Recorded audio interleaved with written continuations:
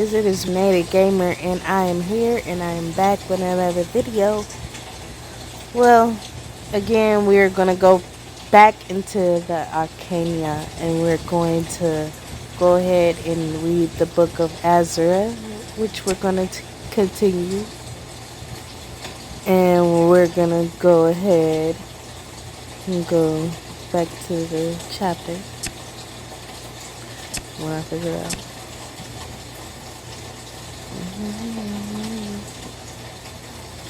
Maybe it's at the lovers.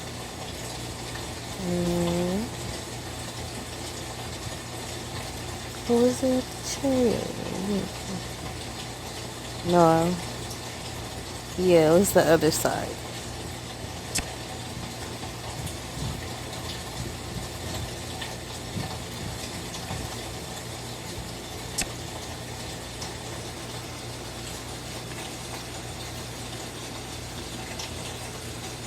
My long ass eyelashes. Excuse me.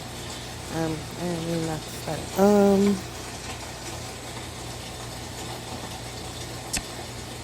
Let me turn on the music for you guys.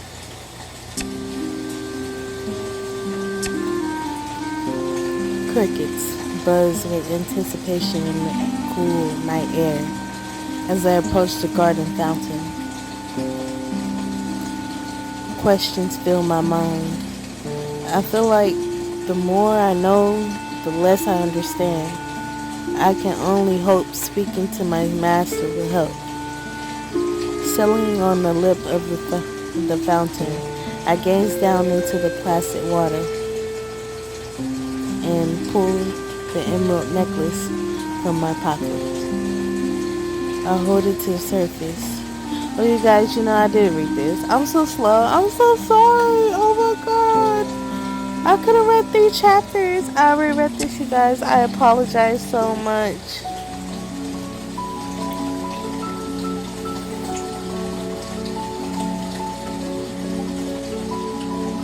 Oh, I didn't complete it. What the hell is going on, you guys? That's crazy.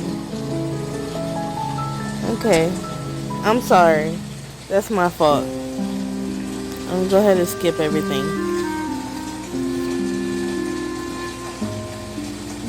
I mean, then again, I do remember that Portia gave me my necklace back. So, I know that Portia gave me my necklace back, and I think I came right back out here.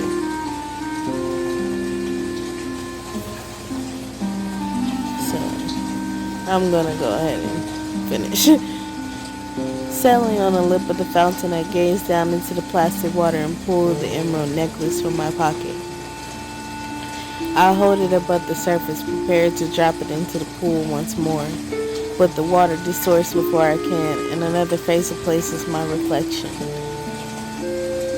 Master, did you call me, Renee? I was just thinking about you. He leans back, running a hand through his wet hair. He smiles at me. Water droplets trail slowly down his lips. Have you been busy today? Foss looks like she's been put through her paces. I glance down to where Foss has curled up on the lip of the fountain, head hidden under her body. That reminds me, there's a lot of things I still don't understand, and what Foss showed me today, I recognize that look, Renee. Am I in trouble? You guys, I don't remember any of the answers that I did the first time. I promise you guys. So, I'm going off raw vision right now. So, I'm trying to think. No, but I have questions. Or you bet you are. The thing is,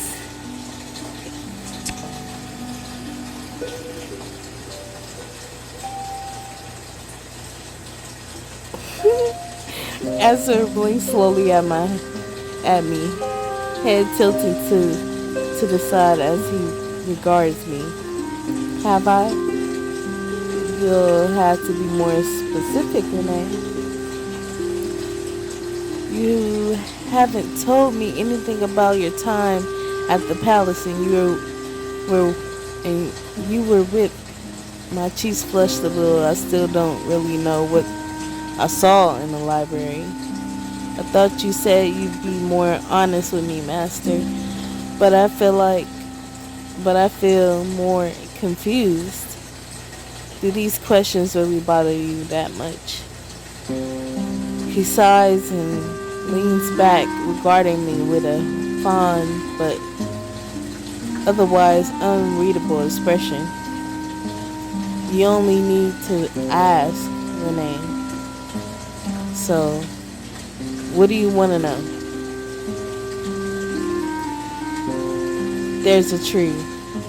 It's the tree right by the fountain. The big willow that you can see even from the library. Oh, I remember this tree. I used to nap under it for hours dreaming. He frowns and shakes his head, then leans forward to gaze at me once more. Why do you ask? It has my name carved in it.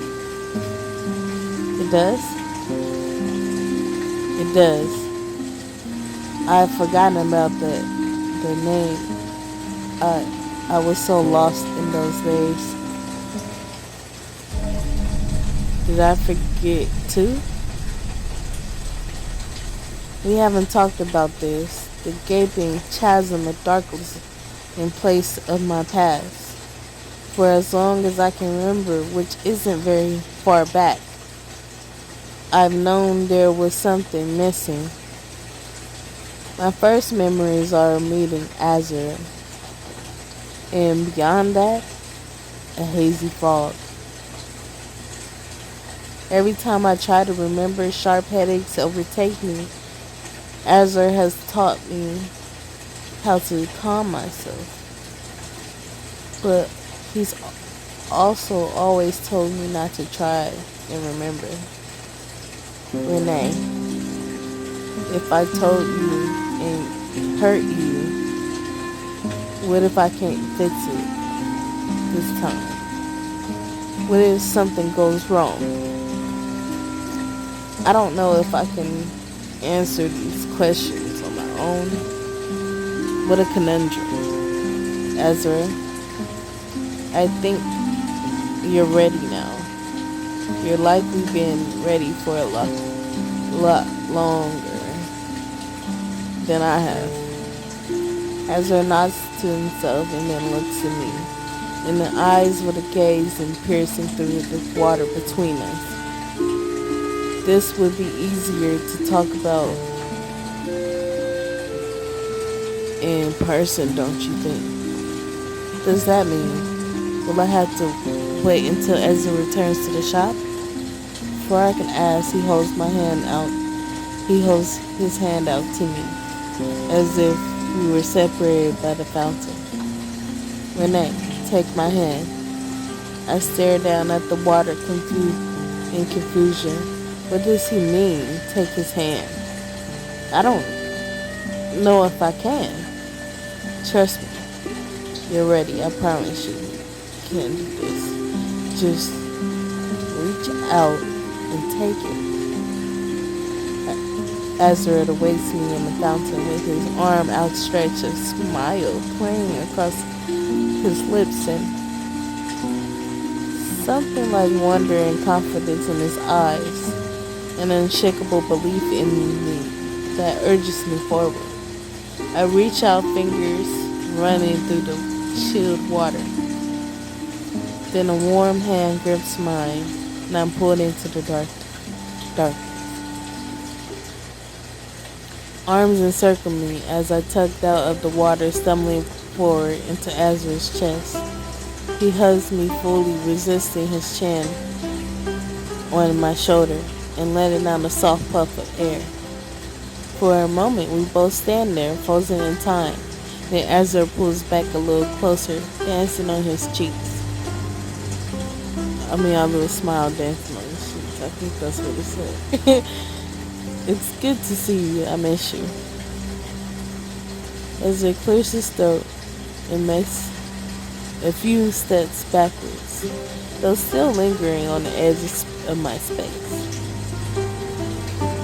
Now that I can look around properly, I'm not sure I believe my eyes.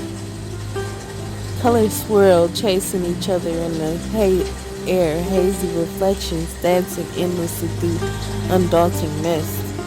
The lights bounce up off bizarre, perpetrate shifts planets and seem to stretch and shrink at the same time. Where are we? It's a gateway from one world into the next. It doesn't really exist, but you found me here anyway. Does it call to you, I wonder? As it walks to the edge of the water, turning back to look at me and holds out his hand once more. My feet move on their own, bringing me into his orbit. I follow him, twining our fingers together. There are so many things I could show you here, or things this place could show us. I wonder what it has in store for us. Should just keep close to me, Renee. We wouldn't want you getting lost. As it winks at me and then takes a step out into the water, instead of sinking down into it, the surface of the water turns glassy, shimmering, but holding his weight. He grins and then tucks me in the water too. I wobble a little and then regain my balance. Below us, suddenly the pool seems to have formless footsteps. Depth. Strange, luminescent shapes swarm under our feet, lighting up as we take the slow steps. In the sky, stars echo the beating rhythm. Alright, let's try this thing. But if you start to get a headache, I need you to tell me. We should be careful. Why? Because if you voice the memories too much, you'll hurt yourself. Maybe beyond repair. Ezra's fingers squeeze mine a little tighter as we walk further into the oasis. Out of the corner of my eye, I see a shadow lingering in the lush foliage, but when I turn to look at it, there's nothing there. I thought this place might have been those answers as place where reality isn't reality. There's so much to learn here. Ezra lets out a sigh and stops, turning to face me, and hands sliding up my arms, resting on my elbows as he pulls closer. But there's danger too. We need to be careful. We need to tread carefully. I really am seeing other words. Especially if we're going to try to get those memories back.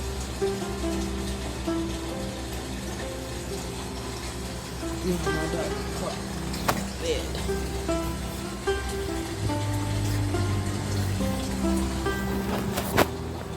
Give me a second.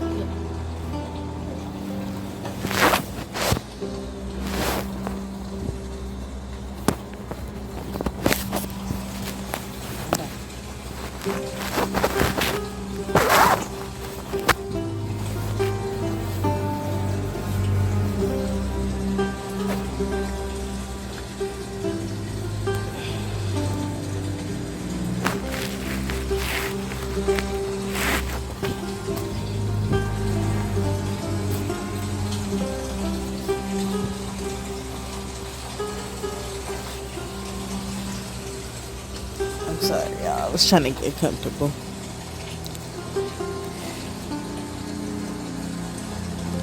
I think I'm probably past a couple of stuff, so I'm gonna start here.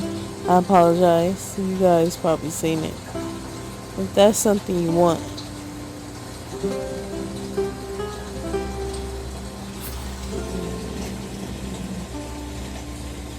something doesn't add up. As it turns looking at me, eyebrows knit together as he searched my face for something. He must see it because he nods to himself. What does it, Renee? Why wouldn't you tell me this sooner? Why wait until now? Why wait until I back you into a corner? Maybe I tried to tell you already. And maybe I discovered I made the worst kind of mistake. Did you? Yes, a few times. Asra bends down to dip his hand in the water, passing through the barrier without effort. A few fish come to greet him, wiggling in excitement, glow bright pink. He smiles, letting them investigate. It's a messy story, honestly. The first time I tried to trigger your memories, you went catatonic. There was nothing I could do, and I tried to lie.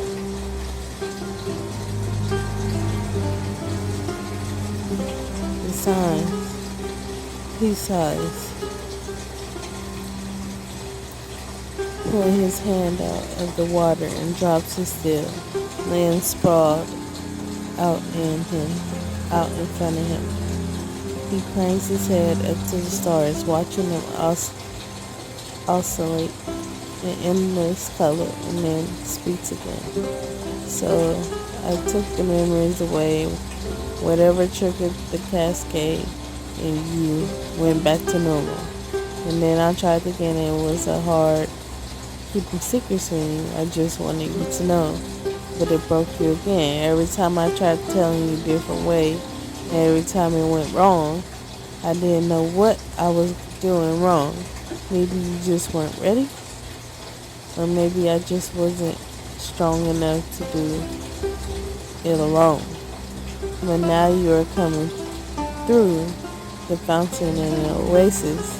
If you can do that, you're strong enough. This reminds me of something, actually. Ezra gets up and wanders over to a wobbly purple bush at the edge of the water, trailing his fingers over its leaves.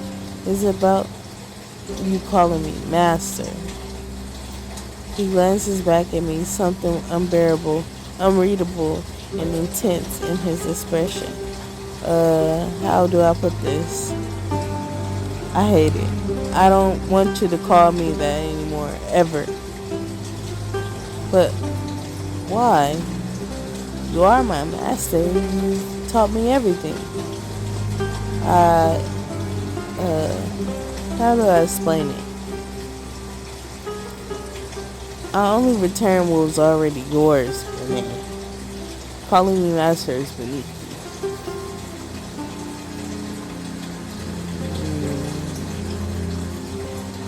Ezra leans toward me, staring at me for a long second before smiling.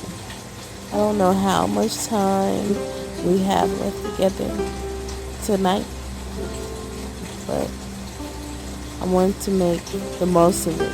There's a whole world to see out there, you know. If you wanted to explore it. He claps both my hands in his own, excitement spreading to light up his whole face. Well, what do you say, man? He never offered to take me with him before. If I didn't say something now, I might lose my chance. I can't even go. That's so messed up. I really hate that shit. Every time I try to get more cash, I should head back. If I'm going for too long, we can't never have not being mad at you. She's a fierce foe, isn't she? Now that you come here, I think you'll be able to return whenever you want. If you ever want. Babe.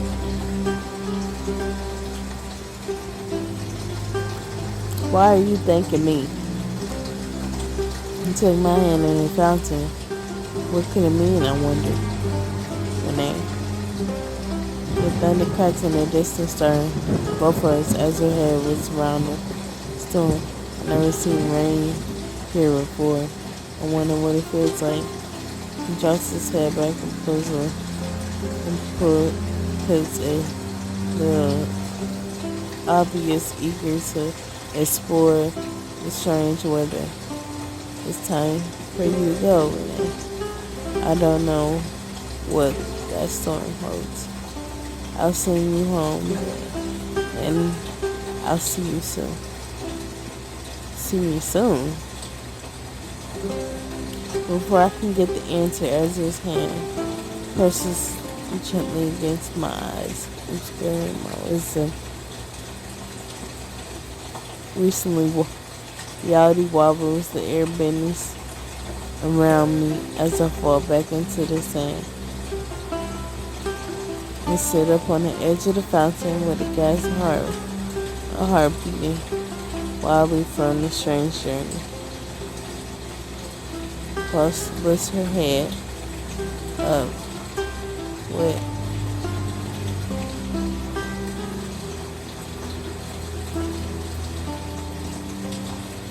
from her somber and tilted till it at me.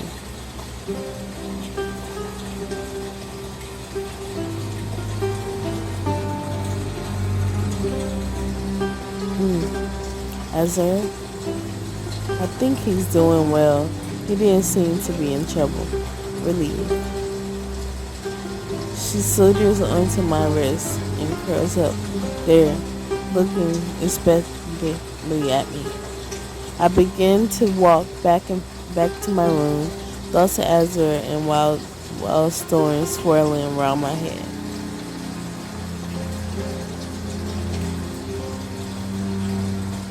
Y'all, I'm gonna take a second to take a nap until my husband get here. So, I'll be back.